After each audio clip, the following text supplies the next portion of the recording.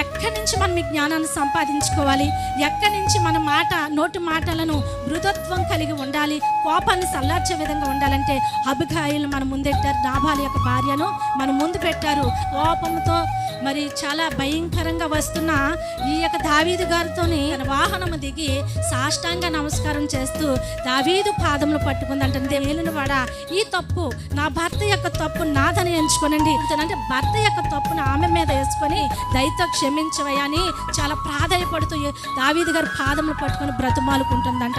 అలాంటి స్త్రీలుగా మనం ఉన్నట్లయితే, అలాంటి వ్యక్తులుగా మనం ఉన్నట్లయితే మన ఇంటి వారిని మనం రక్షించుకునే వారిగా ఉండి, ఇలాంటి స్వభావం కదా ప్రభు కోరుకుంటున్నాడు. మనలో ఇలాంటి స్వభావం కదా ప్రభు ఇష్టపడుతున్నారు.